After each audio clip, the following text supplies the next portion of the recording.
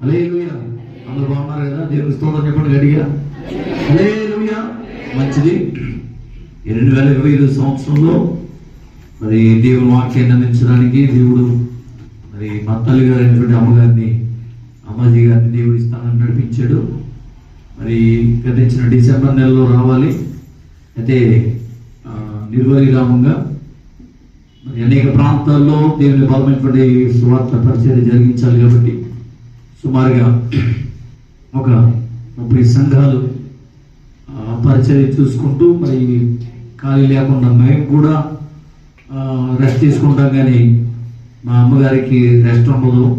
ఎందుకంటే మా అన్నయ్య గారు నేను ఒత్తులు వేసుకుంటామంట. కొన్ని చోట్లకి ఆయన తీసుకువెళ్ళాలి, కొన్ని చోట్ల నేను తీసుకువెళ్ళాలన్నట్లుగా. కానీ ప్రతి ప్లేస్లో అమ్మగారు ఖచ్చితంగా ఉండాలి. అలాగే మరి డిసెంబర్ నెల అలాగే జనవరి నెలలో కూడా చాలా మటుకు ఇప్పటి వరకు ఖాళీ లేకుండా దేవుని పరిచయంలో వయస్సులో దేవుని పరిచయంలో బలంగా వాడబడుతున్నటువంటి మరి మా తల్లి గారు అయినటువంటి అమ్మాజీ గారు ఈ స్థానానికి రావడం చాలా సంతోషం. చాలా సంవత్సరాలు అయింది. మరి మందిరానికి వచ్చి ఇక్కడ వాక్యాన్ని అందించడం చాలా సంవత్సరాలు అయింది. మళ్ళా తిరిగి సుధారాం గారిని చూడాలనేటువంటి ఆశతో, మళ్ళా ఈ స్థానానికి రావాలనేటువంటి ఆశతో మరి దేవుడి స్థానాన్ని నడిపించడం బట్టి దేవుడికి మహిమ కలుగుగాక. ఈ సమయంలో అమ్మగారు దైవజనులు వచ్చి వాక్య పరిచయాన్ని అందించాలని మరి అందరి కొరకు ప్రార్థన చేయాలని మనసు వచ్చి ప్రార్థిస్తూ సాధనగా ఆహ్వానిస్తున్నాం. సభ్యుడికి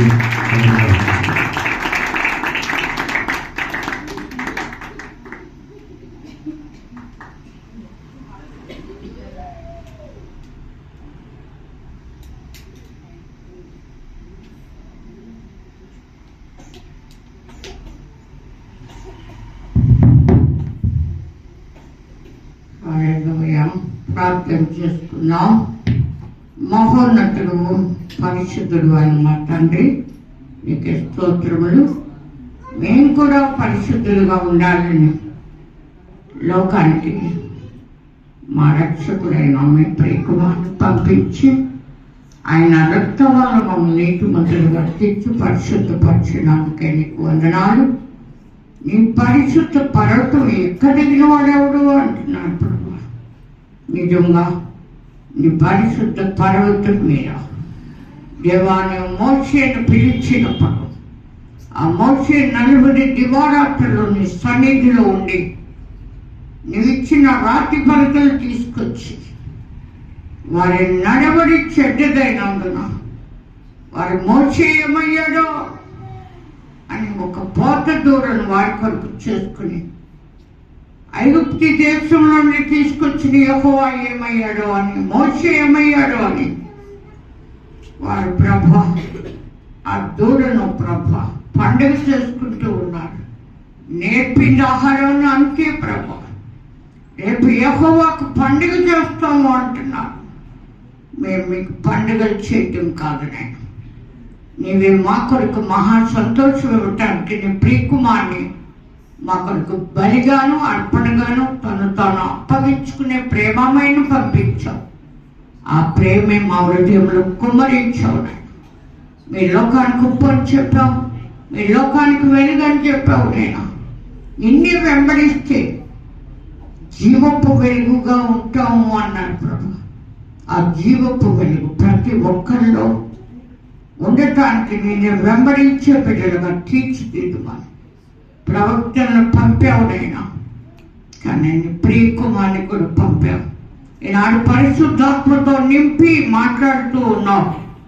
ఈ దినముల అంతముందు మీ కుమారుని ద్వారా మీరు మాతో మాట్లాడుతూ ఉన్నారు. మా హృదయాన్ని తట్టుతూ ఉన్నాడు. అందుకే నీకు వందనాలు.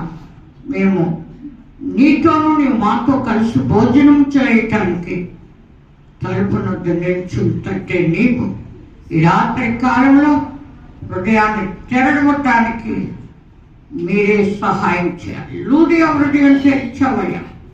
పౌలు గారు ప్రభు బోధి అంటే లక్ష్యం ఉంచినట్టు ప్రభు ఒక లూదియా కొరకు పౌలు పంపిన నీవు ఎవరి కొరకు ఎప్పుడు ఎవరిని పంపిస్తావో, ఎవరిని ఏర్పరచుకున్నావో నీకే తెలుస్తున్నాను. ఈ ఏర్పాటులో ప్రతి ఒక్కరూ ఉండాలని, ఎందుకంటే వారిని పిల్లలు కనుక నీవే నాయన అడిగి పొందుకోమను. నీ ఆత్మతో నింపి సహాయం చేయి. నిలబడి నన్ను మరుగు చేసి మాట్లాడి మా ఇంపను యేసు నామమున వేడుకొంచున్నాను. ఆమె యిర్మీయాతో అన్నాడు, ఏది నీచమో ఏది ఘనమో నీవు తెలుసుకుంటే నా నోటి వలె ఉంటావు. దేవునికి నోటిగా ఉండాలట ప్రవక్తలు. అంటే దేవుడు వచ్చి అందరితో మాట్లాడు, కానీ తన ప్రవక్తల ద్వారా మాట్లాడాడు. ఇప్పుడు కుమారుని ఆత్మ ద్వారా మనల్ని బలపరచు మన ద్వారా మాట్లాడుతున్నాడు. ఎందరు ఎత్తున్నారో కూడా ఆయనకి తెలుసు. ఆత్మతో నడిపిస్తున్నాడు. పిలుపుని నడిపించాడు నతనీయుల దగ్గరికి వెళ్ళమని. యేసు నోటారా చెప్పలేదు, కానీ పిలుపు యేసుని చూసిన తర్వాత ఆయన గురించి చెప్పకుండా ఉండలేకపోయాడు. దేవుని స్తోత్ర. మోషేయు ఇతర ప్రవక్తలు ఎవరిని గూర్చి వ్రాసారో ఆయన నేను కనుగొన్నాను అంటాడు. దేవుని స్తోత్ర. ఎవరిని కనుగొన్నాడట? ఎవరిని కనుగొన్నాడు? మోషే చెప్పాడు, నాంటి ప్రవక్త మీ సహోదరుల్లో నుండి మీ కొరకు పుడతాడని. ప్రవక్తలు కూడా చెప్పాడు, మీకు చెప్పాడు. ఏమని? బెత్లెహేమ, ఎఫ్రాతా, యూదావారి కుటుంబములో నీవు స్వల్ప గ్రామమైన నా కొరకు ఇశ్రాయేలుని ఏలబోయేవాడు నీలో నుండి వచ్చును. అక్కడి నుంచి వస్తాడు. ఇక్కడ పుట్టును అని కాదు, వచ్చును. అంతేకాదు, అతడు ఎప్పటి వరకు ప్రత్యక్షం అవుతాడు? చదవండి. పురాతన కాలం మొదలుకొని శాశ్వత కాలం వరకు, అంటే యుగ సమాప్తి పర్యంతరం వరకు. చాలా మంది ఈరోజు దర్శనాలు లేవు, పరిశుద్ధాత్మ లేదు, వరాలు లేవు అంటున్నారు. యేసే వరం, ఆయనే కృపావరం. ఆ కృపావరం నానా విధములుగా ఉన్నాయట. కొందరు ప్రవక్తలు, కొందరు అపోస్తులు, కొందరు కాపరులు. ఎలాగనగా ఒకనికి ఆత్మ మూలముగా బుద్ధి వాక్యం, మరి ఒకనికి కొరింథీయులకు రాసిన పత్రికలో ఉంది. మొదటి పత్రిక 12వ అధ్యాయంలో 7వ వచనం నుండి చదివితే 12వ వచనంలో ఆయనను అందరి ప్రయోజనం, అంటే మనకి ప్రయోజనానికని కూడా పరిశుద్ధాత్మ అందరి ప్రయోజనము కొరకు ప్రతి వానికి ఆత్మ ప్రత్యక్షత అనుగ్రహింపబడుతున్నట్టు. దేవుని స్తోత్రం. ప్రతి వానికి అన్నప్పుడు చేతులు చాపొచ్చా వద్దా? చాపాలా? వారైన తట్టు తిరగగా వారికి వెలుగు కలిగెను, వారి ముఖాలెన్నడూ లజ్జింపవు. మనం కోరేది పరిశుద్ధాత్మని, మనం అడిగేది దేవుని వరం. సమరయ స్త్రీతో చెప్పాడు, దేవుని వరమును దాహమును గిమ్మని నిన్ను అడిగింది ఎవరో నీకు తెలిస్తే, యోహన్నాను, ఆయన నీకిస్తాడు. నీవు దేవుని వరమును నాకు దాహానికి ఇమ్మని నిన్ను అడిగింది ఎవరో, అది నువ్వు ఎరిగి ఉంటే.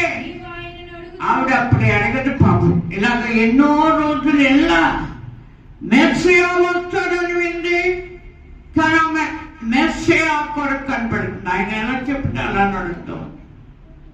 నడవలసిన మార్గం చూపిస్తాడు. మోషే చూపించాడు, మోషే నడిపించాడు. అంటే వీళ్ళ కడుపు నిండదు. ఈనాడు యేసు వచ్చాడు, చనిపోయిన వాళ్ళని లేపాడు, కుష్ఠరోగులను శుద్ధులుగా చేశాడు, దయ్యాలను ఎల్లగొట్టాడు,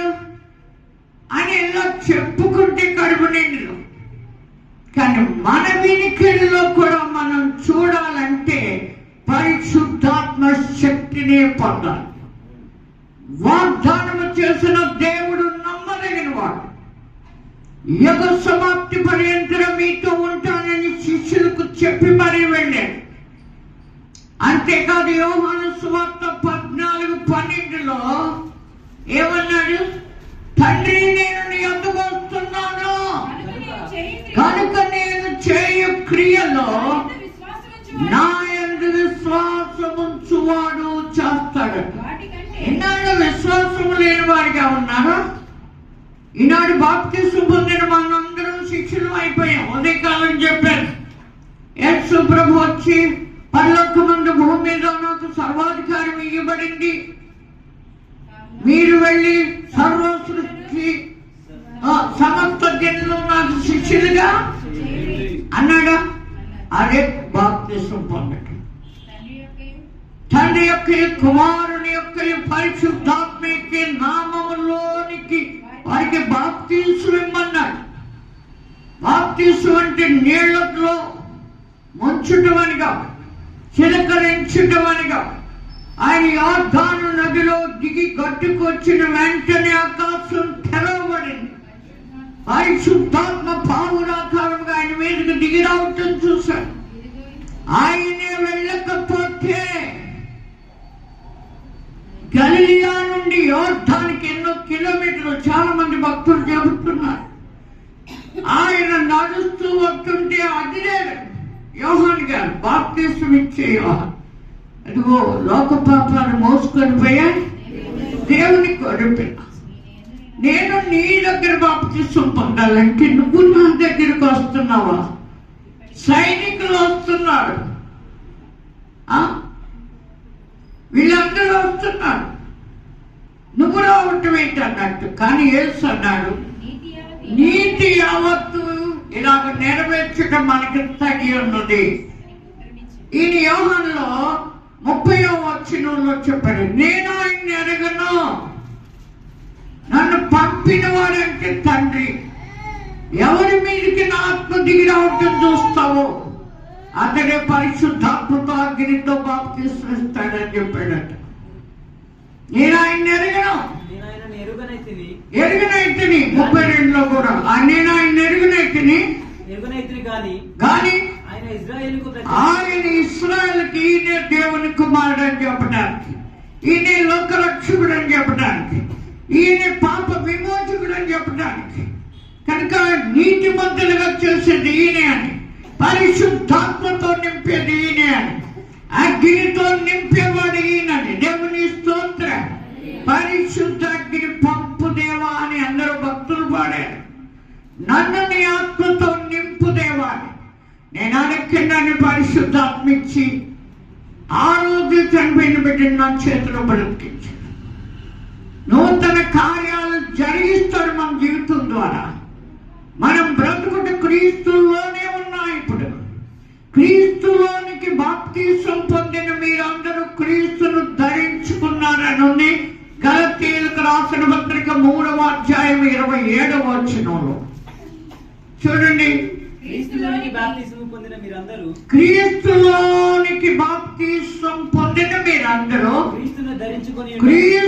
ధరించుకున్నారట. క్రీస్తును ధరించుకున్నావా? వస్త్రాలు ధరించుకున్నావా? దిగంబరులైన ఆగమములు దిక్కుమారు వారయ్యారు. దేవుని దరిదాపులకు రావటానికి లేదు వారికి. అలాంటి వారిని దేవుడు మళ్ళా ప్రేమించి, దేవుడు లోకముని ఎంతో ప్రేమించి కాగా తన అద్వితీయ కుమారుని పంపాడంట లోకానికి. కుమారుని యందు విశ్వాసముంచువాడు నిత్య జీవము గలవాడంట.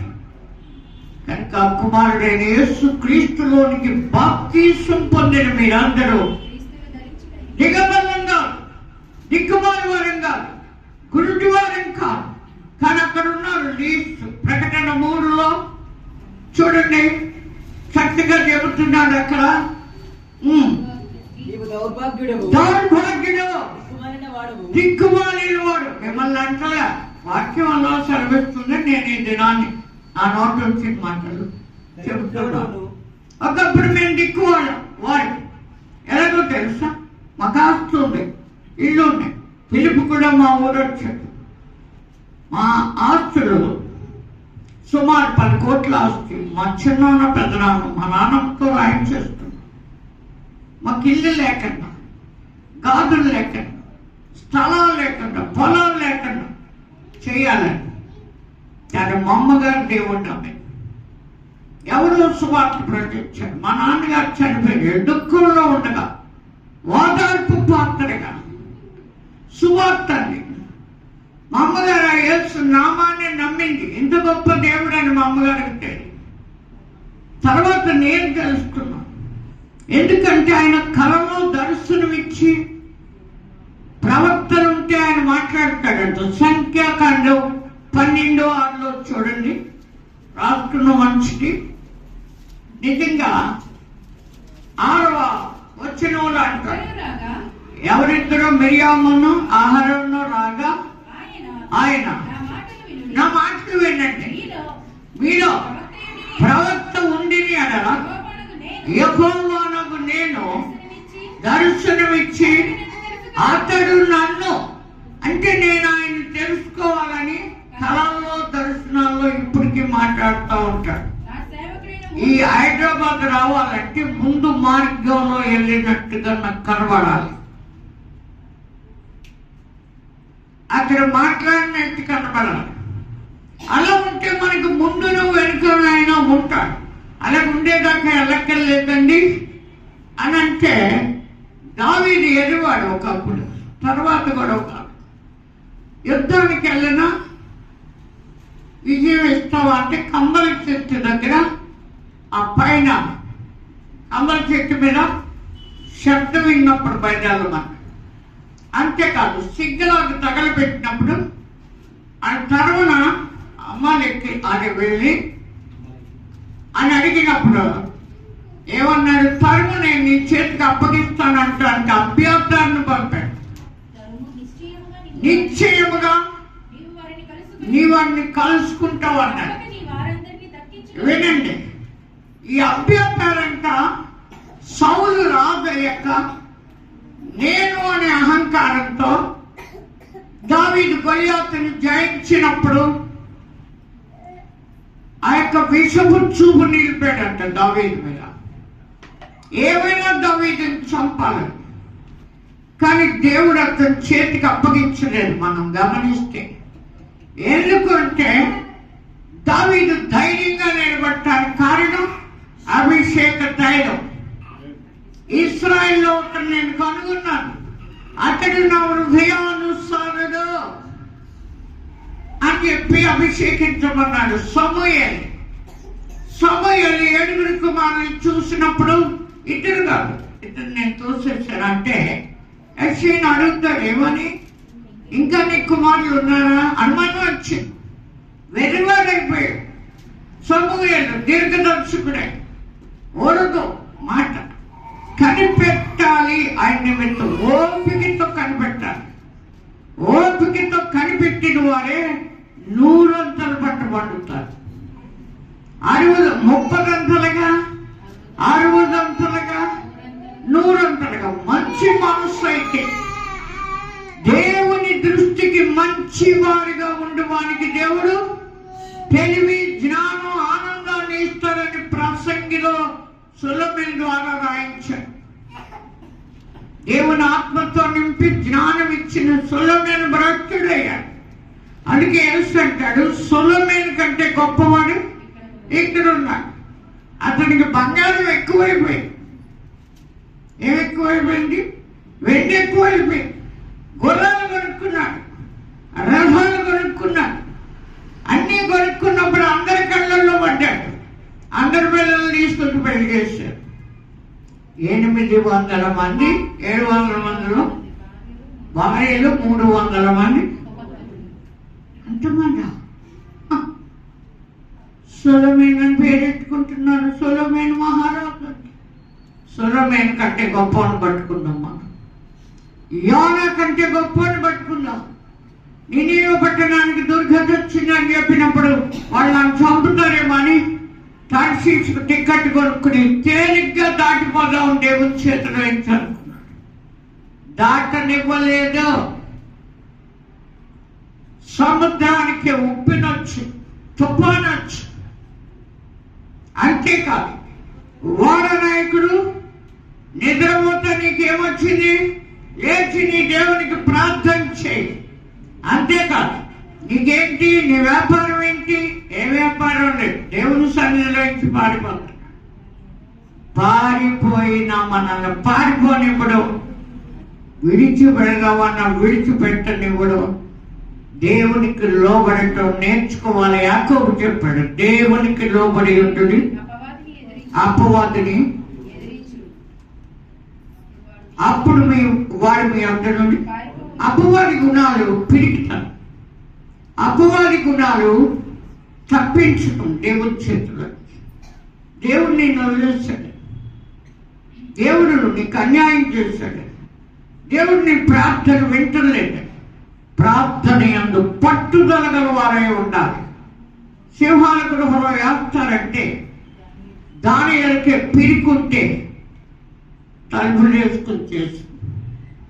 ఈ దుర్దిన రాబోతుంది కనుక ఈ లోకంలో దేవుల్లో తప్ప సంతోషమే లేదు. సంతోషం ఉందనుకుంటాడు, సుఖభోగాలి అని. వాళ్ళు బ్రతికుండి చచ్చిన వారితో సమానట. నిజంగా ఏసీ అంటున్నారు, అది కూడా జలుబు చేస్తుంది అనుకుంటున్నారు. వాటి వల్ల ఊపిరితిత్తులు పాడవుతాయి. దేవుని కంటే సుఖానుభవాన్ని ఎక్కువగా ప్రేమించేవారు ఏమన్నట్టుంటాం? బ్రతికుండి ఆయన కుడి చేతిలో నిత్య సుఖాలు ఉన్నాయి. చూడుము అంటున్నా. చూడగలిగే కన్నులు మనకు కావాలి. నేను ఒక పాట పాడుకున్నాను పరిశుద్ధాత్మ. ఏమనంటే, నీ సన్నిధిలో నన్ను చూపు, నీ చూపులో నన్ను చూపు, నీ చేతిలో నన్ను చూపు, నీ చేతితో నడిపించమని భారం ఆయన మీద వేసు. ఆయన భుజాల మీద రాజ్య భారం ఉంది. పాపుల్ని పిలవచ్చాడంట, నీతిమంతులు కాదు. నేను నీతిమంతురాలని అనుకుంటే మురికి, కానీ దేవుని నీతి మన పిల్లల తర ఉంటుందని 103వ కీర్తనలో 17వ అధ్యాయం నుండి వచనం నుండి చదవండి. ఆయన నిబంధన గైకొనొచ్చు, ఆయన కట్టడలు అనుసరించి నడుచుకోవాలా? ఏనండి, నిబంధనలు గైకొనాలా? నేను తప్ప వేరొక దేవుడు నీకు? డాక్టరే దేవుడు అయిపోతున్నా, లీడరే దేవుడు అయిపోతున్నాడు, ఎస్ఐ గారు దేవుడు అయిపోతున్నా. దేవుడు అయినా ఈ లోకంలో ఓల్డ్ మంది దేవుళ్ళు కనపడుతున్నారు. నాకు ఒకప్పుడు విగ్రహాలే దేవుళ్ళు అనుకున్నా. కానీ ఆయన అంటాడు, నేను తప్ప వేరొక దేవుడు పైన ఆకాశంలో కానీ కింద భూమి అందు కానీ భూమి కింద నీళ్ళ అందు కానీ దేని రూపాన్ని చేసుకోకూడదు. మేము పసుపుతో చేసుకున్నాం, సున్నిపిండితో చేసి జీవం పోసేసింది అంటారు గణపతి. అనకండి అందరూ కొడతారు, కొడితే మాత్రం పోతే పైన పర్లోకం చేర్చుకుంటారు. బడా నమ్మకమైన దాసురాలో దాస్తారు. అది ఎంత దేవుని కొరకు ప్రతిష్ఠించుకున్న వారు ఎంతో మంది, కానీ అలా చావుని కూడా చద్దామన్నా. దేవుని స్తోత్రం. మనం ఆయనకు ప్రతిష్ఠిత జనం. యోహాను సువార్త 17లో ఉంది, లోకముల నుండి వారిని తీసుకొని బొమ్మని ప్రార్థించలేదు, దుష్టుడి నుండి కాపాడమన్నాడు. ఎవరి నుండి?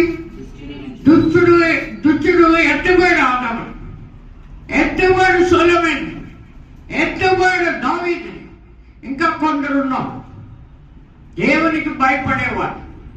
ఈనాడు కూడా మనం మరణ పర్యంతరం నమ్మకంగా ఉండాలి. అప్పుడు జీవ కిరీటం ఇస్తాడట, మహిమ కిరీటం ఇస్తాడట, వాడవాడని కిరీటం ఇస్తాడట. మన ప్రభువులకు మన ప్రభువు రాజులకు రాజు, ప్రభువులకు ప్రభు అట. ఆయన జయించి తండ్రి సింహాసనం మీద కూర్చున్నట్టు జయించి దిక్కుమాడు వాడు, దిగంబరుడు, గురుడ్డివాడు, ధనవృద్ధి చేసుకుంటున్నాను అనుకుంటున్నా అన్నాడు. ఏం కొడుకు లేదు నాకు అంటున్నావే. మనకి లేమొచ్చినా మనం దాన్ని నిజమే కృపావసరం కొరకు ప్రార్థన చేస్తాం. ఏలియా ప్రార్థన చేయకుండానే వాడు పిండి వంటలు వండుతున్నారు, దేవతలకి మిద్దెల మీదకి ఎక్కి దూపం వేస్తున్నారు, ఎవరు చూడరని అవన్నీ చూసిన ఏలియా అంటాడు, ఈ సంవత్సరాల లోపులో వర్షమే కానీ మంచే కానీ కురవదు అన్నాడు. ముందు చంపుతాడు. ప్రాణానికి భయపడ్డాడా? ప్రాణం ఎవరిది? ఎవరిది? ఎక్కడొచ్చింది అది? ఆదాముకి పని నాశకారంలో ఊరినప్పుడు వచ్చింది. ఆదాముకు మళ్ళా నేర్పే బతుకులు లేదు పాపం, ఒక్కడైపోయాడు. అవ్వ మన్ని పళ్ళు కోసుకొచ్చింది, ఆ పండు కూడా ఏం చేస్తాడు దేవుడు అనుకున్నాడు. ఈనాడు చాలా మంది ఏం చేస్తాడు దేవుడు, అదే అహంకారం. అహంకారంలో ఆయన ఎదిరిస్తాడంట. అప్పుడైతే తోలేసాడు కానీ తోటలోంచి, ఇప్పుడు తోలట్లా. నేనన్నాను, ఎంత గొప్ప దేవుడు అయ్యా, ఏమి నిన్ను వర్ణించగలను, వింతగా పట్టుకో, ఏదో సేవ చేయమంటావు. నాకు 5 పిల్లల్ని ఇచ్చావు, కొడుకునిమ్మన్నాను నేను, ఇచ్చావు. కానీ రాత్రి పగలు సేవ చేయమంటున్నావేంటి? నాకు ఎలా కుదరదు. మా ఆయన గారి కోపం, కౌసిగా రెచ్చుకుంటే బొడ్డు తిరుగుతుందంటే, ఆయన కొడితే శత్రువు కొట్టినట్టే కొట్ట. భార్య కదా అని స్మూత్గా కొట్టే ఆయన కాదు, మేనమామ. ఆయన కోపం అంటే అన్ని పగిలిపోతాయి. కప్పులు, అద్దాలు, బీరువాలు, తలుపు గళ్ళు బద్దలైపోతాయి. ఇంటి యజమానే కొడతా కొట్టే ఇంకా దాకుంటాకి చోట ఎక్కడ ఉంటుంది? ఉంటుందా? తనే ఆశ్రయం, ఇల్లు. కానీ అలా కాయన వల్లనే ఏం చెప్తే, నేను మీ యజమానుని అంటాడు దేవుడు. దేవుడు సెలవులేందే మన ప్రాణాలు పోవు. పౌలు గారు ఉన్న వాడలు వాళ్ళు 276 కూడా నీకు ఇచ్చాడు. అది తల వెంట్రుకలు ఏది కూడా నేల రాదు అన్నాడు. అవసరమా? 14 రోజుల నుంచి ఎంత గోలెత్తినా ఎన్నను దేవుడు ఒక్క రాత్రి దూతను పంపాడట. ఏమన్నాడు? ధైర్యం తెచ్చుకో అని చెప్పిందంట దూత. గత రాత్రి వచ్చి నాతో దూత చెప్పింది, నేను ధైర్యం తెచ్చుకున్నాను, ఇదిగో తింటున్నాను, కృతజ్ఞతాస్తుతులు చెల్లించి. రొట్టె విరిచి తింటున్నాడట పౌలు. సంఖ్యల్లోనే అయినా దేవుడు ఉన్నాడు అంటున్నాడు. పాపం చేసే సంఖ్యలు కాదు, చెరసాల్లో వేసిన సంఖ్యలు బిగించిన ప్రార్థన పాటలు మానల. అది విశ్వాసం అంటే. విశ్వాసం లేకపోతే దేవునికి ఇష్టలు అమ్మట. దేవునికి ఇష్టలు అవ్వాలంటే వినటం వల్ల విశ్వాసం కలుగుతుంది. చెప్పింది ఒకళ్ళు, వినది ఒకళ్ళు, అద్భుతాలు చూసింది ఒకళ్ళు. ఆ 12 ఏళ్ళు రక్తస్రావం గల స్త్రీకి చెప్పారంట. వడ్లవాని కొడుకు అని అందరూ చెప్పుకుంటారు, కానీ మరియమ్మన్నంటే అలా కొడుకున్నాడే, ఆయన ఏదో బోధకుడు అయ్యాడు. ఆయన నీ రోగం బాగు చేస్తాడు, వెళ్ళమంటే బాగవుతావు అన్నారంట. వినగానే యేసుని గురించి విశ్వాసం వచ్చిందా? విశ్వాసం ఉండి బయలుదేరి ముట్టుకుంటే బాగవుతాను అనుకో. వెంటనే ఆవిడ రావటానికి శక్తి ఇచ్చింది దేవుడు. ఆయన వస్త్రం ముట్టుకుంటానికి, ఆయనలో ప్రభావం ఆమెలోకి వెళ్ళటానికి కూడా దేవుడు సహాయం చేశాడా? ఏ చెల్లి కేకేసుకొచ్చాడు ఇంటికి వెళ్ళి. కనుక యేసుని గురించి వెళ్ళే ఆయన ఎలా వచ్చాడో మన కొరకు తెలుసా? చూద్దాం. ఎఫెసీయులకు రాసిన పత్రిక 5వ అధ్యాయం. మనకు కూడా అలా ఉండాలంట, దేవుని పోలి.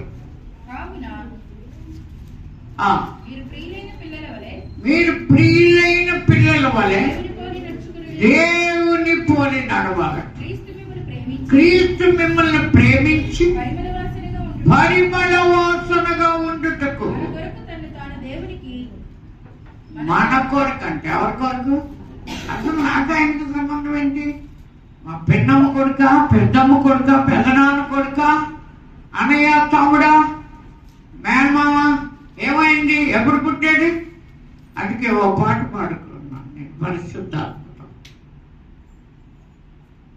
ఎంత గొప్ప రక్షణ యేసు రక్షణ, ఎంత గొప్ప రక్షణ యేసు రక్షణ, వింతగా నీ కొరకు పుట్టి నిన్ను రక్షించెను, వింతగా నీ కొరకు పుట్టి నిన్ను రక్షించెను, ఎంత గొప్ప రక్షణ యేసు రక్షణ, ఎంత గొప్ప రక్షణ యేసు రక్షణ.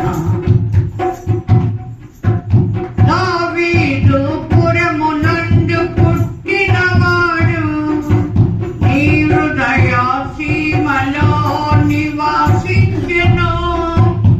దావీదు పురమునందు పుట్టినవాడు, నీ హృదయ సీమలో నివాసించెను, ఎంత గొప్ప రక్షణ యేసు రక్షణ, ఎంత గొప్ప రక్షణ యేసు రక్షణ. పరలోక దేవుని సైన్య సమూహము పరము నుండి భూమికి వచ్చి నిన్ను పిలిచెను. పరలోక దేవుని సైన్య సమూహము పరము నుండి భూమికి వచ్చి నిన్ను పిలిచెను, ఎంత గొప్ప రక్షణ యేసు రక్షణ, ఎంత గొప్ప రక్షణ యేసు రక్షణ.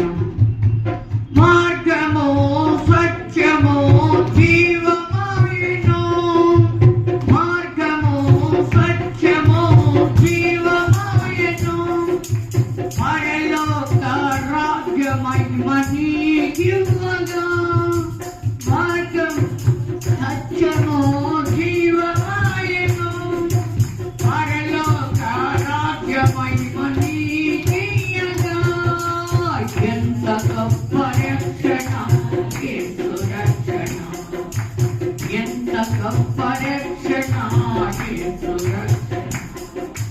కాపరి అయి నిన్ను తన చెంత చేసెను, కాపరి అయి నిన్ను తన చెంత చేసెను, ఎల్ల వేళలందు నిన్ను రక్షింపను, కాపరి అయి నిన్ను తన చెంత చేసెను, ఎల్ల వేళలా నిన్ను సంరక్షింపను, ఎంత గొప్ప రక్షణ యేసు రక్షణ, ఎంత గొప్ప రక్షణ యేసు రక్షణ.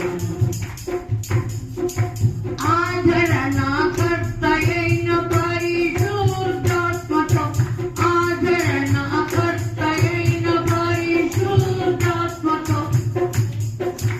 ఆదరించి నిన్ను తన రాజ్యములో చేర్చెను, ఎంత గొప్ప రక్షణ యేసు రక్షణ, ఎంత గొప్ప రక్షణ యేసు రక్షణ. హల్లెలూయా.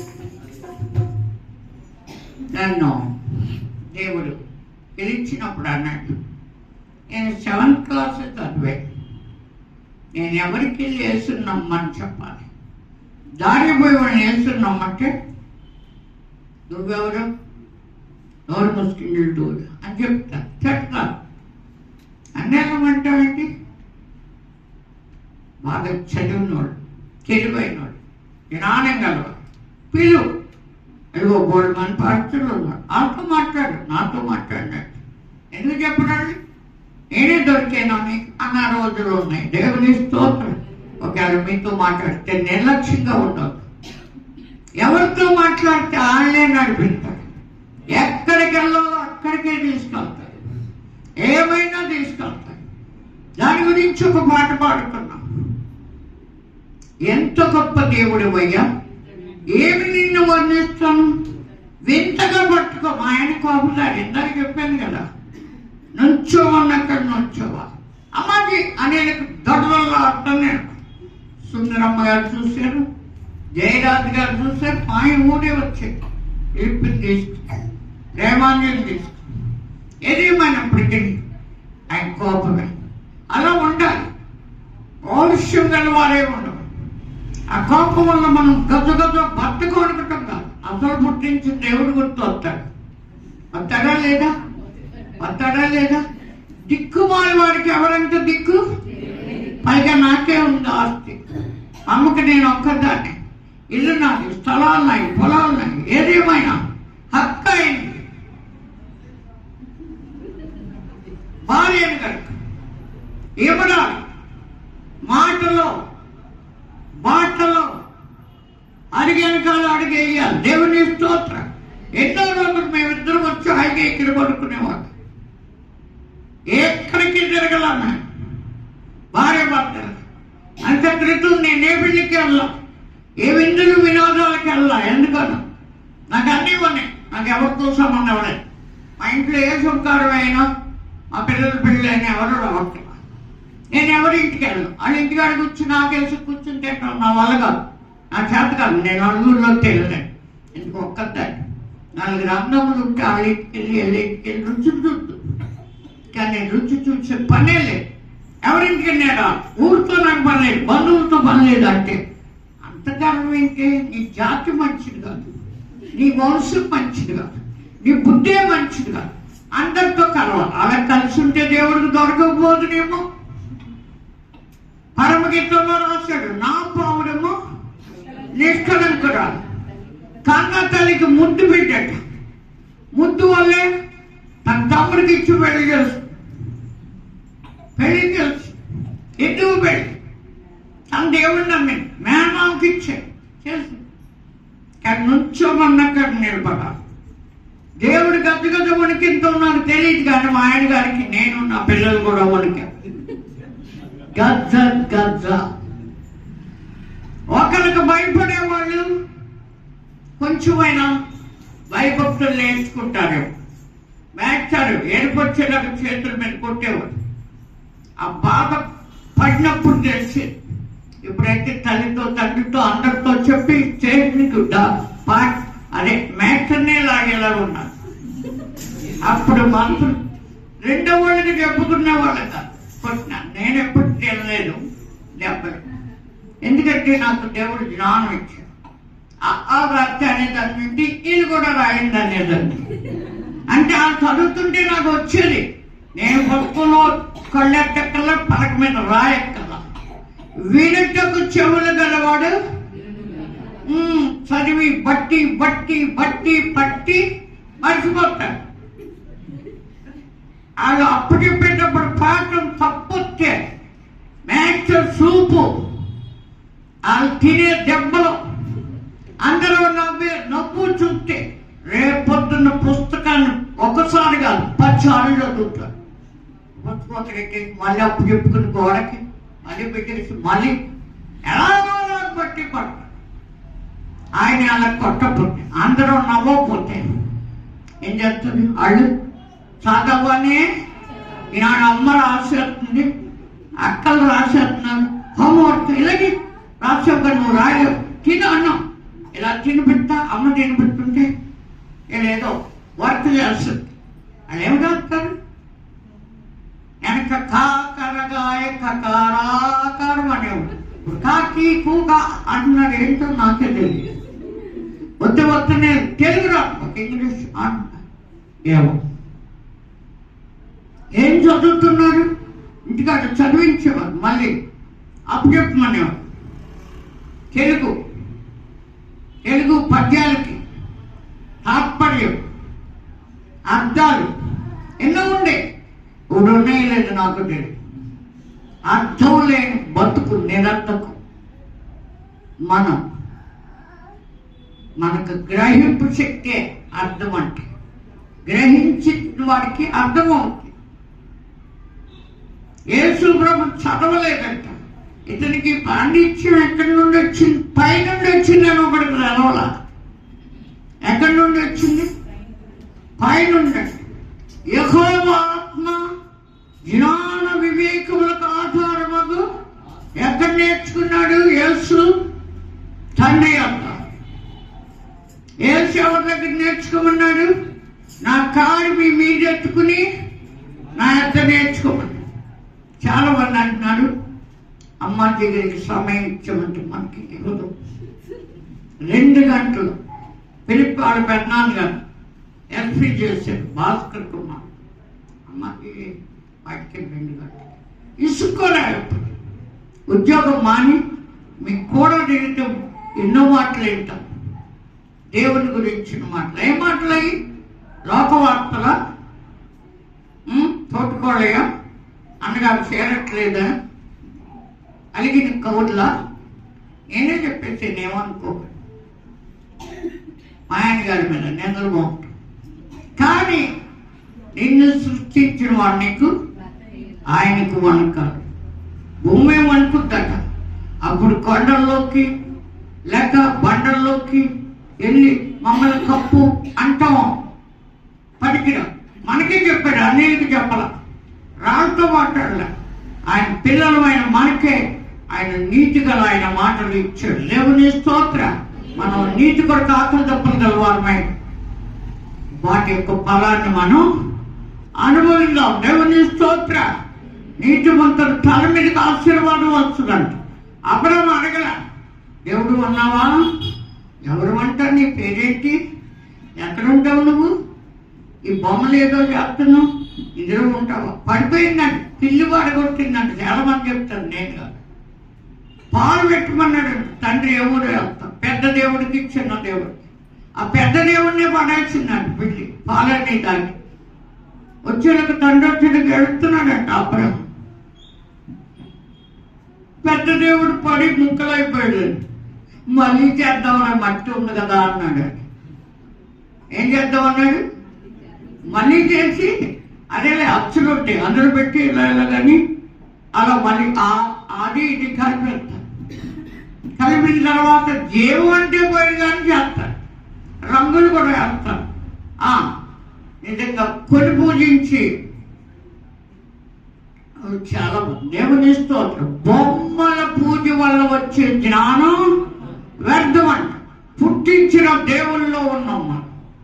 ఆయన మనలో ఉన్నాడు. ఈ జీవం ఆయన. ఆదా మొక్కల్లో నాసుకారంలో జీవవాయువు ఉంటే నరుడు జీవించు ప్రాణయ్యాడు, జీవాత్మ అయ్యాడు. ఆత్మలో నుండి వచ్చింది జీవింపజేసే జీవాత్మ. ఆ జీవం మనలో ఉన్నంతసేపు మనం దేవుణ్ణి గణపరచం. అప్పుడు మనం ఘనత విషయమైన పాత్రలు అవుతాం. యజమానుడు వాడుకునే అర్హమైన పాత్రలు అవుతాం. ఈ వీడియోలో చూసుకోండి. ఒక్కొక్క పాయింట్ మీరు వినండి. వినిటి వాళ్ళ విశ్వాసం వస్తుంది. యేసుని గురించి నేను చెప్పాను, కానీ లక్షల మందికి చెప్పుంటారు. ఎంతోమంది తాగుబోతులు మారారు, తిరుగుబోతులు మారారు. వ్యసనాలు, పేకాటికి వెళ్ళకపోతే నిద్రాడు, బీడీ, గంజాయి అందరూ మారారు. మార్చడం నేను కాదు. ఎందుకో తెలుసా? ఎవరు మారుతారు? దేవుడు. ఎలా మారుతారో తెలుసా?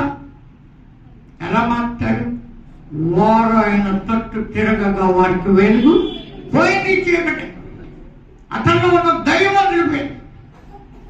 నిజంగా అతనిలో ఉన్న చీకటి శక్తులు ఎగిరిపోయాయి. ఎన్ని దయ్యాలంటే 2000 కంటే ఎక్కువ ఉన్న దయ్యాలు సేనాన్ని బట్టి సమాజంలో తిరిగారు. మంచిదే, ఏసుకి ఎదురొచ్చాడు. ఎదురు రావటమే కాదు, కనపరిచాడు కూడా. సర్వోన్నతుడైన దేవుని కుమారుడు మాతో నీకింపని, మా సమయం ఇంకా రాలేదని కూడా చెప్పాడు. కానీ ఏసు వారిని వదిలిపోమంటే ఆ పద్ధతిలోకి వెళ్ళేలా చేయమని ఏసు పర్మిషన్ ఇచ్చాడు. ఎందుకో యూదులు పని మాంసం తినకూడదు. వాళ్ళు బాగా తింటున్నారు. వద్దన్న పని చేస్తున్నారు. అవన్నీ పడిచెప్తే మేపే వాళ్ళు దర్గల్లారు. ఆయనే మన ఊరు వస్తే మనం చచ్చిపోతామని రావద్దన్నారు.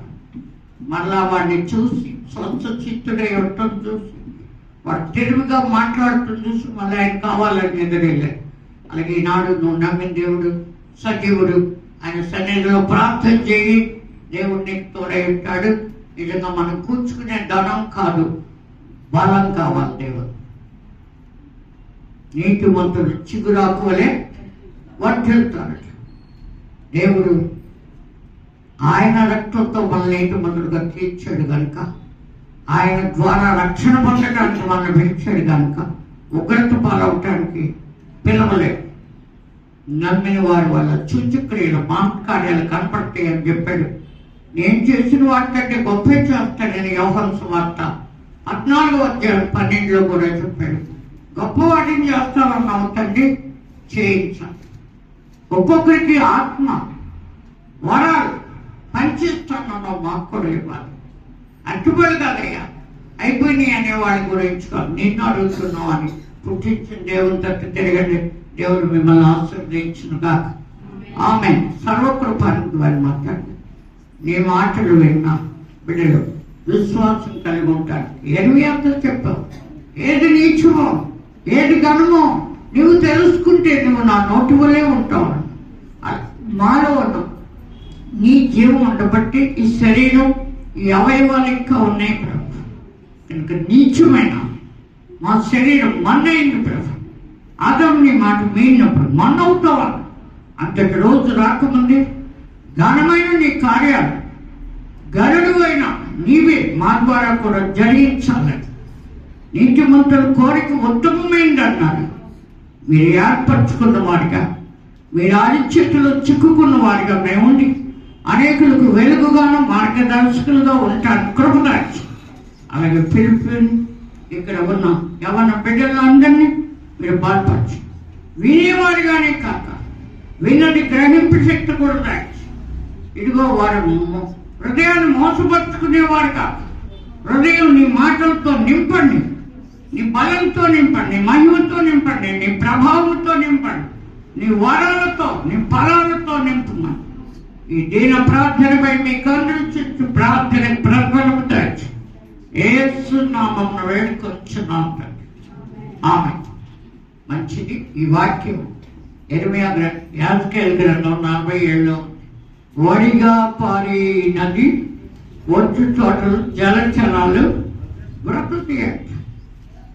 అక్కడ చేపలు విస్తారం అవుతాయట. అవన్నీ బ్రతుకుతాయట. సమస్త జలచరాలు బ్రతుకుతాయట. నేను వడిగానే చెప్తాను. మరి ఆత్మ నడిపింపుని బట్టి కొన్ని మాటలు చెప్పగలిగాను. దేవుడి మాటలు దీవించింది కాక. ఆమె